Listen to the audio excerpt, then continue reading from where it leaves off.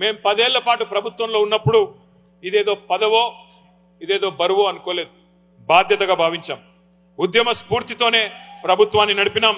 అందుకే అనితర సాధ్యమైన విజయాలు మనకు సొంతమైనాయి. విడిపోతే విఫల రాష్ట్రం అవుతుంది అని హేళన చేసిన చోటనే విజయ కేతనం ఎగరవేసి చూపెట్టాం. మిమ్మల్ని పరిపాలించే నాయకులున్నారా అని గేలి చేసిన నోళ్లతోనే మాకు కూడా మీలాంటి నాయకులుంటే బాగుండు అని అనిపించాం. స్వరాష్ట్రాన్ని నంబర్ 1 గా నిలపడంలో ఏ ఒక్క అవకాశాన్ని కూడా మేము కేసీఆర్ గారి నాయకత్వంలో వదులుకోలేదు. మొన్నటిదాకా ప్రభుత్వాన్ని మనమే నడిపాం. సరే, ఎన్నికలన్న తర్వాత కొన్ని డైనమిక్స్ ఉంటాయి, కూడికలు తీసివేతలు ఉంటాయి. ఆ లెక్కల్లో మొన్న 2023 డిసెంబర్లో మనం కొద్దిగా వెనుకబడ్డాం, ఎన్నికల్లో ఓడిపోయినాం కావచ్చు.